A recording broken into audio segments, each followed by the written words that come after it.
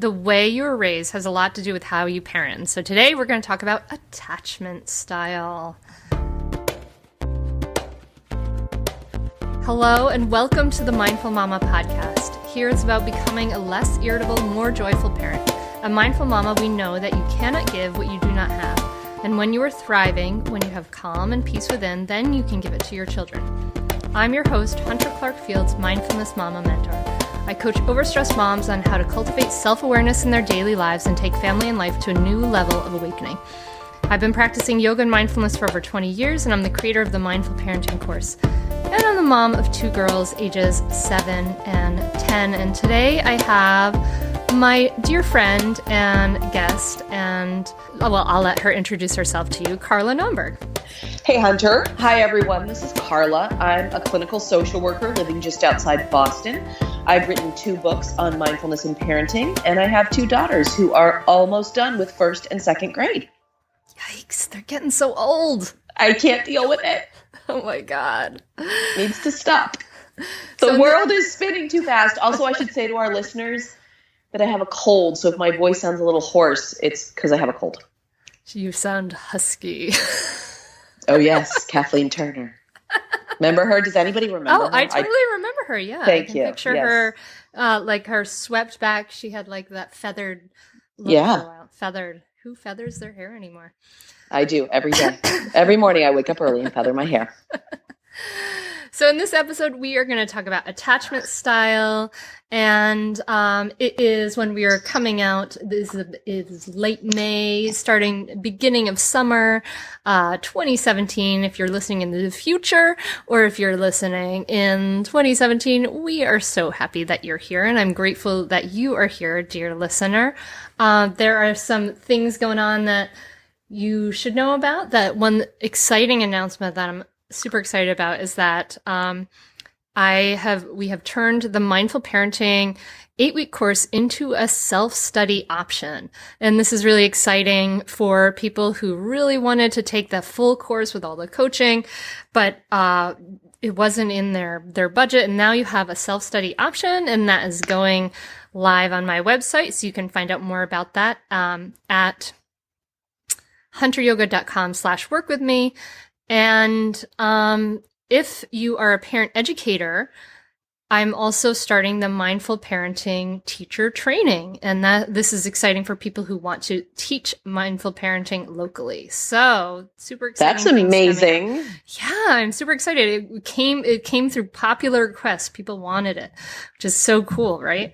Didn't know that was an option. That's really cool. Very cool, right? So today we are going to talk about attachment style. And Carla, you're a clinical social worker, so you learned about this, but I learned about this in college too. And I learned about, if you don't know what attachment style is, we're going to talk about what it is, but it all kind of goes back to some research done in the 50s, I think, 1950s? 60s with Bowlby. And it's funny because the research was, if you look back and you see these pictures of the research, he works with these little monkeys, which are so cute, and he gives them like a sort of surrogate mother, and one is sort of cuddly, and he wanted to know, do the monkeys want sort of, do they want comfort, or do they want food? Like, because some of the ideas out there were just that we attach to our parents just because they feed us, right?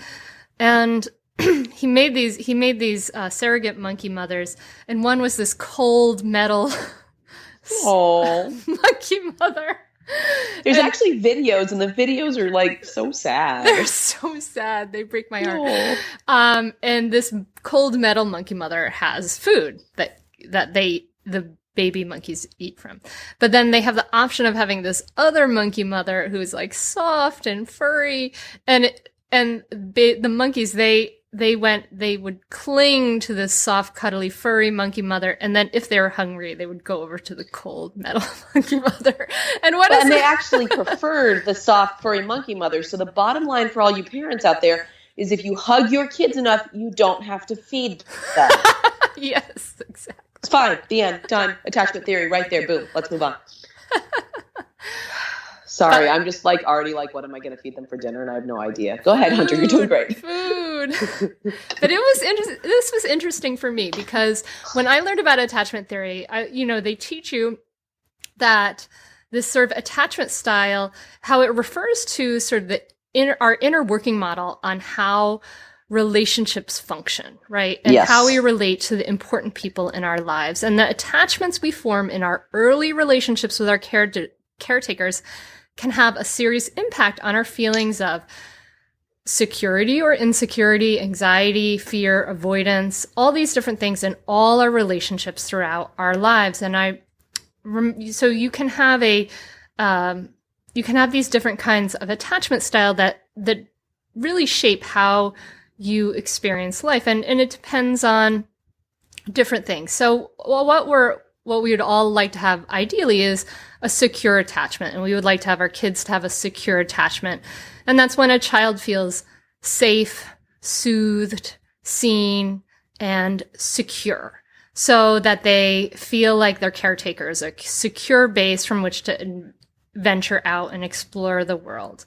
And then, a secure attachment really it correlates with lots of, security in life, feeling better in your, identity and yourself and all these things. And then on the other hand, there's these other attachment styles. One is an anxious or insecure attachment style where children don't feel, maybe they didn't have a secure attachment as a child. And so they maybe feel they have like an emotional hunger, or they feel anxious or clingy around a parent who maybe isn't meeting their needs necessarily quite so much. And then there's an avoidant attachment style.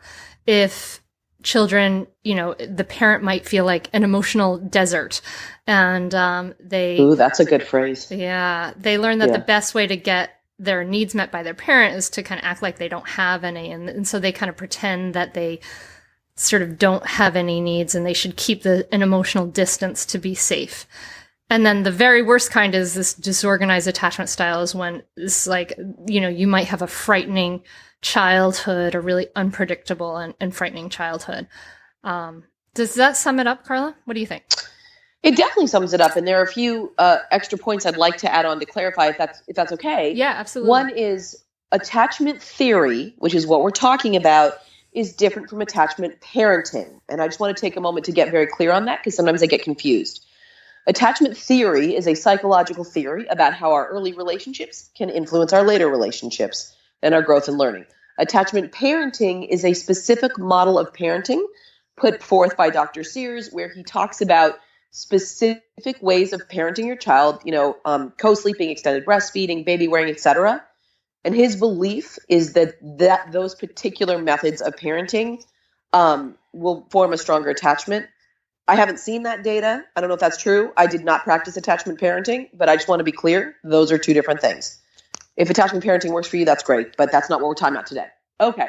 The next point I want to make is that attachment theory is very much grounded in Western research. It makes a lot of sense to the Western sensibility, in terms of the idea is that children generally, the thinking in this theory, get attached to one caregiver, and that they need that primary caregiver. And often, quite frankly, it is the mother, just because of the way our families in Western society often tend to be set up. That's not necessarily true. It can be the father, it can be a grandparent, it can be whoever. They just need one, is the thinking. You don't see these habits as much in non-Western societies where there isn't a primary caregiver, but a child is literally raised in a village. So I just want to put it in context. Mm-hmm. And the other thing I want to say is it's not determinate. Like, this is not, if your child is healthily attached, they will grow up and only have healthy relationships. Or if your child has an insecure or avoidant attachment, they're going to grow up and suffer and struggle in relationships their whole life. Of course not. But the thinking is that the early relationships are kind of like a template or a lens through which your child may see relationships in the rest of their life. And the way to think about it is, at the risk of oversimplifying, the devil we know is better than the devil we don't know. So if you grow up in an insecure attachment relationship, you may be more likely to sort of unconsciously or subconsciously recreate that later in life because it feels familiar. Even though it doesn't feel good or it's not the healthiest, however we define that relationship, it feels familiar. And the last thing I want to say about attachment relationships is that sometimes you're in the middle of a sentence and you forget what you're saying, and that happens. Hold on, I've got it. It's coming back. The importance of attachment relationships in early childhood is not just about the impact they may have on later relationships. The thinking is that it impacts other areas of development, because if a child is securely attached, if they know they have a safe home base, they have a parent who's got their back, that, they have a place they can go when they need to be reassured or feel safe, they're going to have a lot more psychological, physical, and emotional energy with which to explore the world and learn and grow. Whereas if they're constantly worried about, where's my parent? Are they going to show up for me? Do I need to worry? Will they be at school pickup? Will they respond to me when I'm crying? And again, many of these worries can be subconscious or unconscious. But if a child is using a lot of their psychological, physical, or emotional energy worrying about that connection and how to get it and if they're going to get it, they won't have that energy available to learn and grow and explore the world. So the thinking is that a secure attachment not only can be or may be a predictor of future healthy relationships, but it can also support sort of healthier, more expansive development throughout childhood, if that makes sense. Yeah, I think that makes a lot of sense. Well, it was interesting. Like I have a fascination with this attachment too, because when I learned about attachment in my college psychology class, I remember really at that point in my life, that was when I was really struggling a lot with my own insecurities and my own emotional ups and downs. And I was reading, I had started reading a lot about mindfulness, and I was really trying to figure out like sort of why I'm, I was like, what's wrong with me? Because we all are in college, right? Exactly. I feel like that's the college narrative. What is wrong with me? Exactly. But I realized that I had grown up with a feeling of a lot of like insecurity as a kid. And for me, there was kind of a light bulb when I learned about attachment theory. I thought, oh, I was insecurely attached. This is like, it felt like at least what I was learning then, I felt like, oh, this really describes how I feel. Like that I felt like to some degree on the spectrum, I was insecurely attached. And it was interesting. I found out, I came home and I talked to my parents. My parents are wonderful, good parents. But one of the things I found out is that my mom and dad, they went on vacation for a week. I think when I was 6 weeks old or 6 months old or something like that. I'm not sure. I can't remember exactly what it was, but I think I remember it was 6 weeks old. And they took me and left me with my grandparents, and they went off on a vacation for a week. And I remember thinking, oh, it's like, that's it. That's it. This is that's when they screwed me up. That's totally why I'm in therapy. That week. No, Hunter, sweetie, don't do that. It doesn't work that way. Parents, you can go on vacation. It's okay. Well, thinking about when a child is really, an infant is really, really small, and thinking about how that can be confusing, right? When you're a very, very small child, you don't understand, and you may not know these sort of grandparents. And I thought, oh, well, maybe this is something, and so I don't know. Yes, I've always absolutely. kind of wondered about that personally. I've never actually, I don't know if you can test your attachment style, but then, well, let me just, you're going to respond, but then I realized as I've gone through my mindfulness practice and things like that, and I feel like I've shifted my attachment style, but that's always been kind of a worry for me, is that I'm going to pass on this. It sounds so funny now that I say it out loud, but then I'm going to pass on this, I was worried about that when Maggie, my oldest daughter, was young, that I was going to pass on this insecurely attached attachment style. Well, this is important. Let's talk about this, because you've raised a lot of really important points. Mm-hmm. First of all, one of the I have so much to say. Let's start talking. Here I go. Okay. First of all, I want to be clear that even though it is fun and enjoyable and makes life happy to put things in little boxes and say either you are this or you are that. That's not reality. And so the way they came up with these categories of attachment styles, secure, insecure, blah, blah, blah, is this psychologist named Mary Ainsworth followed up on Bowlby's work. And she did what she called, I think, either the stranger or the strange room experiment, where she had a baby, maybe a toddler, I don't know, some kids, and a parent in a room, and then the parent would leave and they would observe how the child dealt with that and then how the child responded when the parent came back. And then they also did a similar variation of that study where there was some kind of stressor going on and the parent left. So this is really based on observations of children, and they sort of figured out these categories based on how did the child deal when the parent left and how did they respond when the parent came back. Now, it's not like little babies always respond in one of four perfectly predictable, consistent ways. So there are variations. It's a spectrum, right? So yes, you can be securely attached and have anxiety. That doesn't, or you can be a little bit like you can be a little bit anxious attached. So it's a spectrum, right? And the question is it good enough? Are your current relationships working for you? Do they feel healthy? And that's something a therapist can help a person tease out. We're not going to diagnose that in a podcast. So for listeners who are interested, please don't let this increase your anxiety. This should just be that's interesting. Also, there has been some very interesting research about sort of how you can change your attachment style if you think you have an insecure or avoidant or disorganized attachment style. And the most promising research has to do with the ability to tell the story of your childhood in a way that makes sense.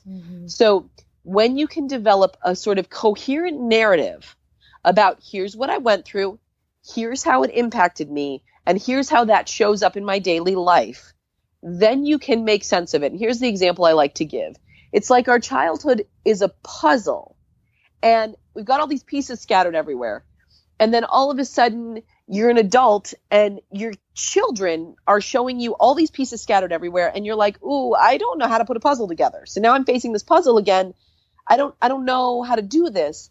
But if you've taken the time to sort of assemble a puzzle of your childhood, and again, this is when therapy can be super helpful, and you can say, oh, this is how this piece fits in here and connects to this piece, then all of a sudden when you're facing this puzzle again, as you will, as we all do when we become parents, you can start to put the pieces together in a way that makes sense, and you can recreate a different attachment style. So the most clear research really is, it's not about can you go out and develop the healthiest relationship on the planet, because that's I don't even know how to do it. What is that? It's, can you really get clear on what your childhood was like and how it's impacting you now? And we all have a story there. And the best book that parents can read about this is Parenting from the Inside Out. And why is the name of the author not in my brain right now? Dan Siegel, and Mary Hartzell. Mary Hartzell. Yeah. So if parents want to learn more about that, they do a nice job of explaining that piece. Yeah. So that's cool. Can I pick up on what you were saying about the story? Because I think this is really important. And the work that Dan Siegel and Mary Hartzell did in their book, Parenting from the Inside Out, is really valuable and really worth reading and checking out. And that part about our own self-awareness of our story, I think is so important. And in the mindful parenting course, that's what we bring into right in the second week. First, we start off with, let's get our own mindfulness practice so that we can start to be grounded. But in the second week, we start with have this self-awareness of where are we coming from? Because sometimes when we start to look at the story of our own childhood, we start to understand that, when I'm freaking out when my kid doesn't listen to me, it's maybe because I felt like I wasn't listened to as a kid.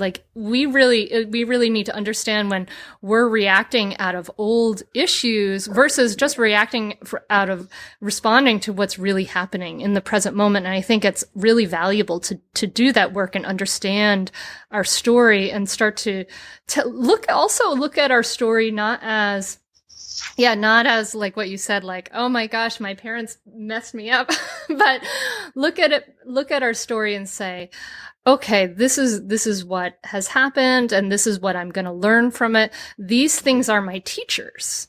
Not these things are bad things. And my captors or something. Yeah. But look at these things as these experiences are my teachers. And I really feel like that was important for me, looking at my own experience as a teacher of these are these beautiful, good seeds I really want to take forward and continue on with my children. And these are some seeds that came forward that maybe were unskillful and I don't want to bring forward, but I have to be aware of what's there before I can maybe make a choice to pass on or not pass on. And this is people, like if you have a chance to take Hunter's mindful parenting course, she knows what she's talking about. She's the real deal. It's awesome. Little plug there. Thanks, God. Another thing that I want to say for parents is, please, parents, do not come away from this conversation feeling terrified, shamed, blamed. That's not where I want you to come from. And I want to offer a few things that may help you with that. First of all, please do not come away from this thinking that if you ever go on vacation or if your child, if you have a full-time job and your child is with a nanny or a caretaker or in like that, they're going to have a terrible attachment to you. Absolutely not. Please don't worry about that. That's not what we're talking about. In addition, I don't want parents to feel like that this means you have to pay attention to your children all the time that you're with them. Mm-hmm. That's not how so let's get clear about the difference between attention and attunement. These are my two little words. I like this, Carla. So speak attention. It, Mama. You're going to make me cough. Don't do that. Okay. So attention, you know what it is? It's like when we're looking at our child, we're interacting with them and we're paying attention to them. And I think a lot of parents can get confused and think that's what sort of a healthy relationship looks like you're being a good parent if you're paying a lot of attention to your kids. Well, there are times when our children don't actually need our attention, and our attention can feel intrusive, interrupting, confusing to them. So what we really want to focus on is attunement. And attunement is basically when you're on the same wavelength as your kiddo. So here's an example of how I try to do this every afternoon. So when my daughters were young, I would pick them up at school and I would get home and I'd be like, okay, now we're going to have like mommy daughter time because I feel guilty about being at work today. And I'd like be in their face. And, sometimes that would work because they actually needed me. And then sometimes they would go off and play. And I was like, but wait, guys, here I am. What about me? I'm the mommy. And then I would get annoyed and then I'd feel bad and confused. And then when I started practicing mindfulness, I was like, oh, I need to observe what's going on, get some clarity on what they need, and then respond appropriately. So now what I do is every afternoon when we come home from school, I just sit down on the couch and I watch them and I wait. I resist the urge to unload the dishwasher, which is what I want to do at every moment of my life, apparently. I don't know why. I'm just obsessed with the dishwasher. So I sit on the couch and sometimes they crawl all over me and I just need to let that happen because they need physical attention. And sometimes they throw massive tantrums and then I need to help manage that. And sometimes they're off and running, like they've got a Lego game or something they've started at school or they've got books they want to read or something. And I'm like, sweet, I'm out of here. I'm going to go unload the dishwasher. Because in that moment, they don't need my attention. So a secure attachment is when a child knows that a parent is going to be responsive to their needs. And sometimes what they need is for us to leave them the hell alone. Mm-hmm. But you're not going to know that if you're so busy. And we all do this, which is going to bring me to my next point in a minute. We all get so lost in our own mind of this is what a good parent looks like, or I'm feeling a pressure to do this, or I'm stressed about that. And we end up reacting to that and behaving that way, as opposed to taking a minute to observe our children and then trying to figure out what we need to do in response to what they need. Now, here's the thing. For a successful attachment, as best as we can quantify this, and this is a theory, we're all trying to figure it out, your children need you to be attuned to them approximately 30 to 50% of the time. That's great. I did not say 80 to 90% of the time. Mm-hmm. That means parents, what is a 50? A 50 in grades is like a D or an F, right? So essentially, if you feel like you're failing at parenting, you're probably getting it right, unless you're actually really failing at parenting, but we can talk about that later. And those are extreme examples. And my guess is if you're listening to this podcast Yeah, and you're failing it, you're probably not. But if look, the biggest thing that comes up is if you never see your kids, or if you're not sober when you're around them, or there's physical violence in your house, let's have a conversation. Reach out to me and Hunter, and we'll talk about it, but that's a different story. If you feel like you are getting it wrong with your kids, like you're showing up every day, you're sober, you're trying to connect with your kids, and you're getting it wrong at least half the time, that's okay. You're probably still getting it right enough. So what can you do? What are we shooting for? We're shooting for rupture, repair, repeat. This is the life cycle of a healthy relationship. You screw up, you go to your kids and reconnect with them, whether it's a hug or an apology or, hey, let's talk about that. And then it happens all over again.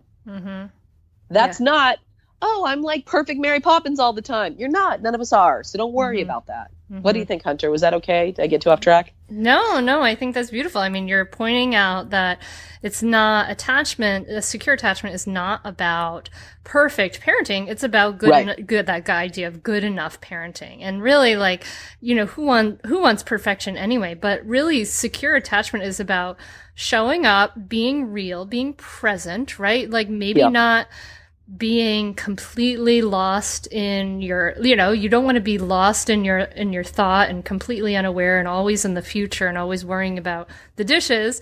But I love the dishes. I really just want to load dishwashers all day, apparently. Oh my God. Yeah, or make your kids unload the dishes. that's our new thing. I'm working on it. I am working on it. We're getting there. My kids are better at that than they're like squeamish about the dirty dishes, but they'll do the clean dishes. I think I'm getting sidetracked now, but my favorite quote in the world about parenting is this one, by Thich Nhat Hanh. And he says, when you love someone, the best thing you can offer them is your presence. How can you love if you are not there?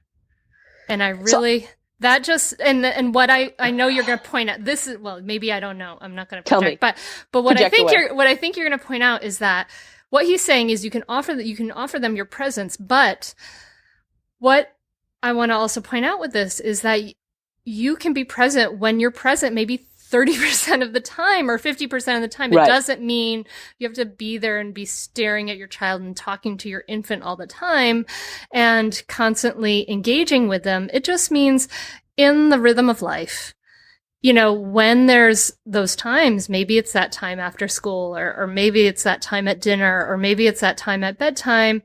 Those are the times you put the cell phone down, you stop checking things, you turn things off, you practice to let go of all the sort of thoughts, oh my gosh, if they don't do this, we won't do that, and we've got to get the teeth brushed, and if we don't get done in 5 minutes, bedtime's going to be a mess. You know, try to get out of all that worry and all that fear-based thinking and just be present for this miracle of another human being here on this earth that came from your body, you know, most likely, maybe, you know, I mean, just be present for that. And the way, yes, I love that. And so there's two ways parents can think about this. One is, when do they need you to be an active parent? And when do they need you to be a houseplant parent? And this was, I did not come up with this houseplant idea. I think I read it in an article in the New York Times. But the idea is that sometimes our children need us to actively interact with them. And sometimes they kind of just need us to be over in the corner so they know they're okay, but we're just kind of chilling.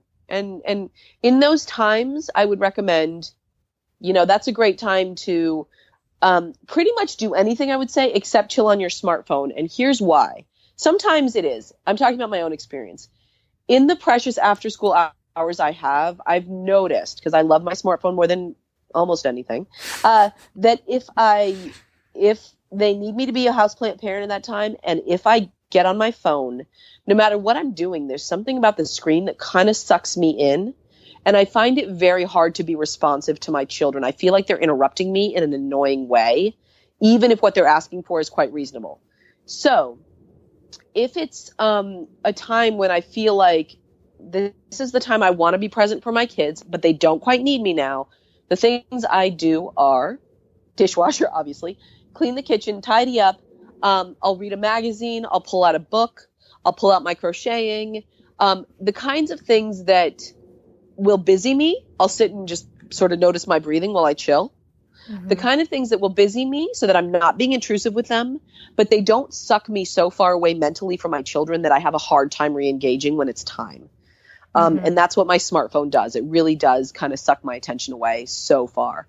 And the other thing I was going to say is now gone. I think that's smart. I think that's a good observation about yourself. And I think that, like, when I look at and this kind of maybe goes, what I do is I get, I'll be there with my kids and then I'll decide I need to like do something right now. Like, so we have this sort of greenhouse kind of part in the front of our house and this sunroom. And I've decided that I want to move these certain drawers out there, and I'll get like, I need to do this right now. And I'll just get driven by this intense urge to like do something, whether it's move the furniture or whatever it is. And I can really, it's so funny because speaking about what your parents pass on, I can really see my mother in this, and like her, like she's decided to do something and she will do the thing. That's right. And all of a sudden I like the idea of what you're saying. I'm going to think about this houseplant idea because I'm so not a houseplant then, because then I'm like, Maggie, you didn't pick up that thing and I need to get it out of the way so I can move this furniture and blah, blah, blah, totally. and I'm like like a driver out, I feel like I'm like a construction worker, I don't know, site head or something, where like, you do this now and you do this now, and I'm trying to kind of order them around. But I think I will strive for more houseplantishness. Well, and I want to be aware. Yeah, houseplants are nice. I don't have any because I kill them, but I have a cactus. It's really hard to kill a cactus. I am aware that some of our listeners might be listening to this and being like, guys, that's great. I wish I could go off in the corner while my kids play, but they're all up in my space all the time. Yeah, like, how do I get them away from me? And I that's legit. And so there's sort of two ways to think about this. Sometimes your kids just need you. They've had a really rough day. They need that connection or whatever it is, or they just want to be with you. And that's part of parenting. And hopefully we can show up for it and enjoy it, or if it's not pleasant, just hang in there with it. And that's what a mindfulness practice helps us do, is be present even when it's not pleasant. Look at that. That was so nice. I rhymed. Excuse me. But that's another time, and this is a conversation for another time, is how do you set up a home and a schedule and essentially train your kids to play independently. We should talk about that. That should be a whole episode, Carla. Oh, it's such an important life skill, and it teaches them so much, and it saves your sanity. If you are a parent, it saves your sanity. So we can talk about that. And the last thought I had about attachment theory is, if you're struggling with, like, how do I do this? Is this okay? Is this not okay? First of all, talk to your friends who support you and love you. Talk to a therapist. Come see someone like me. I have a private practice outside Boston. Go talk, get some private coaching from Hunter if she's available, whatever it is. But also imagine, how do you want your children to be able to function in an adult relationship? Think about like a romantic relationship. For example, do you want them to go to their spouse or partner for comfort when they're upset? Probably yes. Okay, good. So we're going for that. Do you want them to be okay if their spouse or partner has to go away for a few days or a week from work? Yeah, you probably do. So you want them to learn that a person they love can go away and will return. Now, that's not to say you're going to like engineer like, hey, honey, let's train our kids so we have to leave them for a week every time. But no. But if you want to take a vacation, if you need to go away from work, this is not a failure. Like, this is an opportunity for them to learn. So you make sure they have a safe place, that someone they love is going to take care of them. You talk to them about, I'm going away. This is when I'm going to come back. We'll Skype while I'm gone. You can check off days on the calendar. I'll sometimes leave a little like note card that I just write, like it's a 3x5 card, and I'll write, Mommy loves you. I'll be back on Tuesday. And I draw a little smiley face for it, and I leave it for them the next morning. So it's kind of like this little thing they have that reminds them when I'm coming back. So, but you don't want a person, ideally, we would love it if our kids can be flexible in relationships, if they can learn that you can get in a fight with somebody and the relationship is still okay. Like, a fight doesn't mean the end of a relationship. That's just part of what it means to be connected to someone.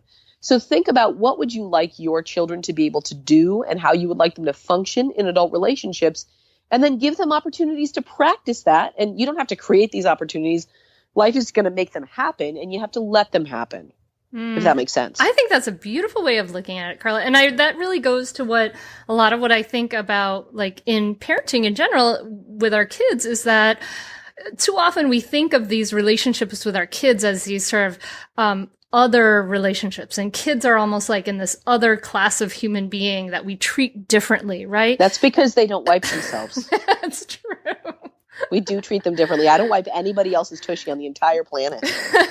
But I mean, and of course we do treat them differently to some degree, but Right. also we can also think of our relationships with our kids as our relationships with a whole bunch of other people, like where we can talk to them about our own needs, and we can, just have, anyway, that's a whole other conversation. But I really like what you were saying about that. I think that's good. And the one caveat I want to add to that is you want to do it in a developmentally appropriate way. Mm-hmm. Like, you want to think about, and again, this is a time where if you don't have a sense of what that means, if you're like, well, my kid is 2 and what's okay, and my kid is 4 and what's okay, this is a time when you need your village. You need to talk to other mothers, because there is value in being able to say, well, hun, sorry, that's just the way we all did it back then. Like, that's not nothing. That's a narrative. It matters. Or you talk to a therapist, or you talk to somebody, your mother, your grandmother. Who are the elders with wisdom in your community that you can go to and say, how do I manage this? Is this okay? Yeah, absolutely. Talk about it. Cool. Well, I hope we haven't gotten you completely confused about attachment styles, dear listener. And I hope this has instead offered some clarity and some things like that. Carla, do you want to share some parenting wins and failures? I do. I was thinking about this. Okay, so my parenting failure was, it was just a perfect moment of misattunement and not being mindful. My little girl had a really rough day at school yesterday, and my kids are doing this thing. They're 6 and 8, almost 7 and 8.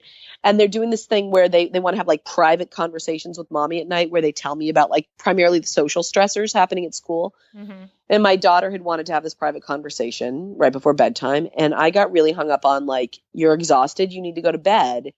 And I told her we couldn't have it. And I was like, no, we'll do it tomorrow. And she was really anxious about forgetting what she needed to talk about. And no, just go to bed. You need to go to bed. We'll talk about it in the morning.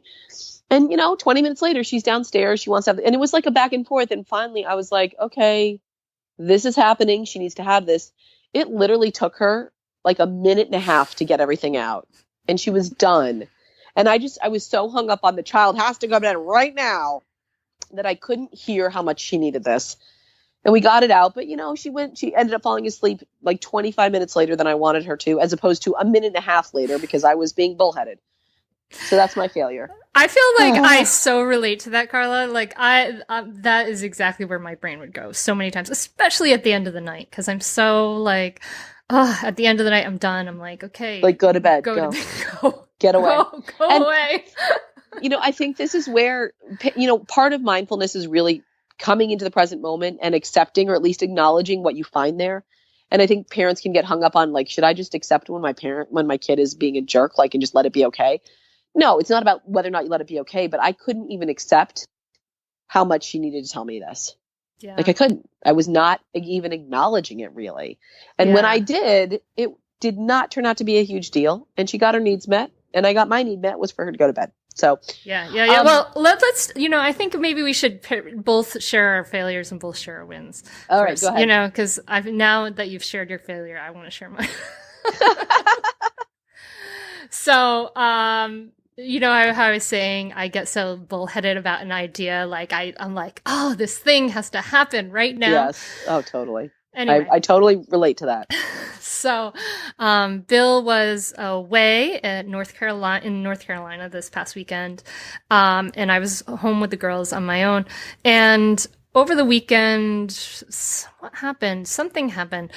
So I asked for their help with something, because I had all the stuff in the house, right? So I asked them to help me. I can't remember what it was. I asked them to do something around the house, like pick up something or put away the clean dishes, whatever it was. And my youngest daughter, who's 7, didn't want to do it. And of course I'm like, help right now in this second. I don't want to allow for some time period. And anyway, I just was so, I don't know what it was. Like, I think we had this lazy morning and I hadn't moved my body or whatever. I don't think I meditated that morning. And she didn't want to help. And I just had this mommy tantrum where I literally, like we have our stairs like go partway up and there's a landing and then it goes all the way up. And I literally was like stomped up the stairs and like stomped my feet on the landing. I love it. That's I'm awesome. so frustrated and I feel and like good this job, is Mama. so like I just was like I was totally yelling and stomping my feet like on the landing. And and I love you. I feel like a little bashed because yes, I did create a course called the Stop Yelling Formula, but but I didn't follow it this time, and that's actually part of the course is like is like that you're gonna not be perfect, right? Yeah. But and to accept that. So anyway, afterwards, it was a moment of that rupture and repair, and and actually they felt sorry. They're like, we're sorry that we didn't help too much. And then my oldest did an extra thing to help me, which was really nice because I just felt like I do everything. And we had our repair after that and hugs after that. But it was a little bit of a rough morning where I did have a temper tantrum. I don't think temper tantrums are, mommy temper tantrums are universal failures. Mm. Like, I don't think it's our job. Look, I hear you. Like, we never want to feel like I'm so out of control that I'm like stomping up the stairs and, hopping mad. But like, I think that, we have feelings. We have feelings. Our kids get to learn we have feelings. And, our kids will learn that big emotions happen and we can tolerate them and it'll be okay. And that, they learn that their behavior impacts the people around them. And make no mistake about it, a well-placed mommy tantrum can be a highly effective motivator. It was. The problem is if you do it too often, it loses its power. It's true. So if you're losing your shit all the time, is that okay? I just said that. If you're losing your poop all the time, that's not as catchy.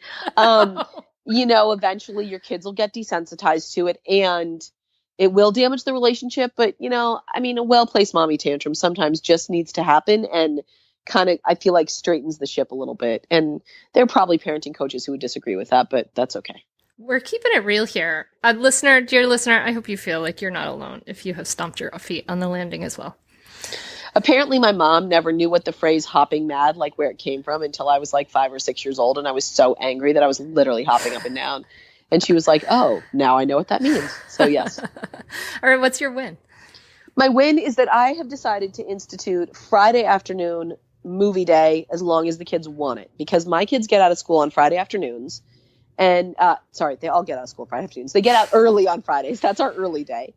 And we're done. We are all done. The kids are fried. Everybody's fried. I used to try to take them to the library and we'd have tantrums about books. I'd try to do some activity and like we would just all be snapping at each other and it was deeply unpleasant. And I'm like, all right, blankets, loveys, drinks, sippy cups, I should say, not drinks. It's not like I'm giving them a martini. Honey, milk. I mean gimlet? milk.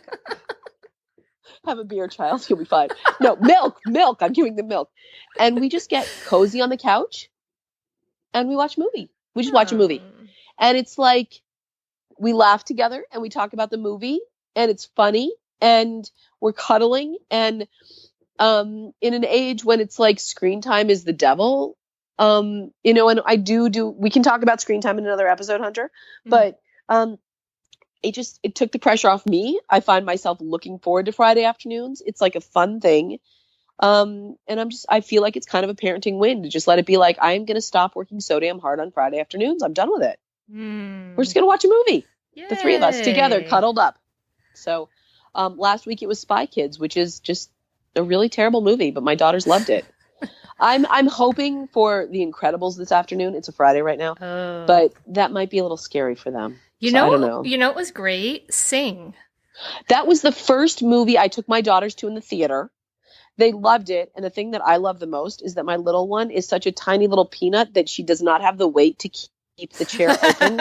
So she was like clamshelled into this. And I was like, "Hun, would you like a booster seat there?" No, she basically was sucking on her knees the whole movie and she loved it. Yes, Sing is an adorable movie. Maybe I'll get them to watch that again. That was cute. I love that. All right, what's your win? Let's hear it. Okay, my win is similar, actually. My win is that, so look back to when Bill was away in North Carolina for 3 nights. Yeah.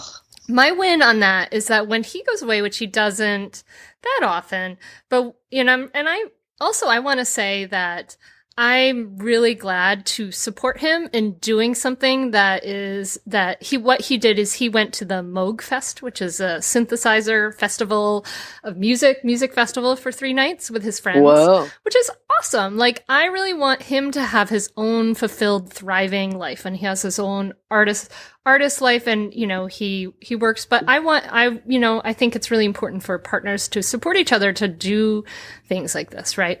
Anyway, so I totally support him doing that. And when he's away, my win is that I go really easy on myself. I love that. I took my kids out to not only breakfast on Friday, but also dinner on Saturday so that I wouldn't have to cook and clean. Love it. And I just kind of make it really easy, like, except for when I had my tantrum on Sunday because I was trying to get things done. But until that time, the win was that I'm easier on myself when he's away. And I think that's really important, like, to just like chill out, lower our standards, you know, times, and just give ourselves the shortcut for our happiness and well-being rather than trying to go the hard way all the time. Oh, yeah. Totally. Yeah.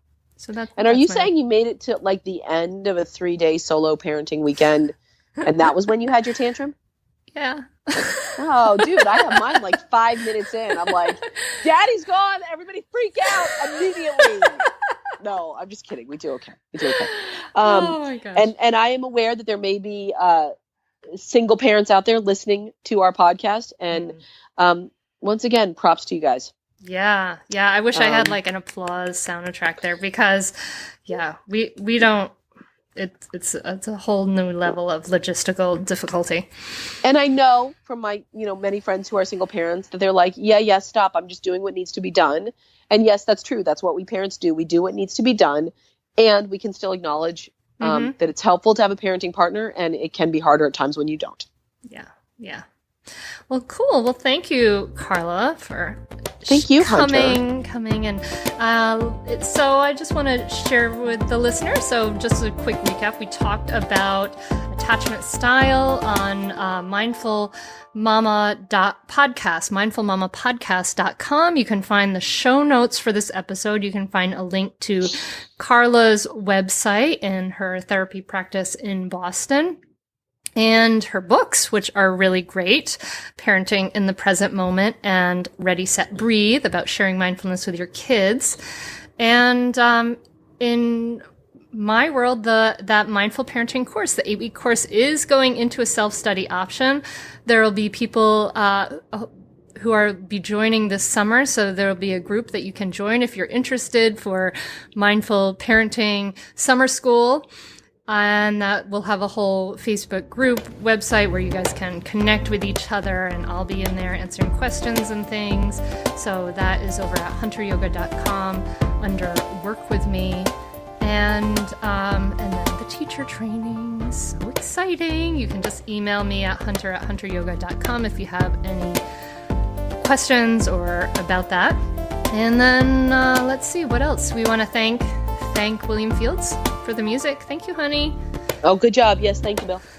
And thank you, Carla, for coming on. I love talking to you every month. It's great. I love it. It makes me very happy, and I hope everyone out there has a great weekend. And as you prepare for this summer, don't stress. It's going to be okay.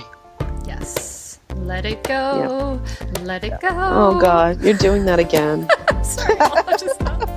All right. Have a great week, everyone. Bye-bye. Namaste.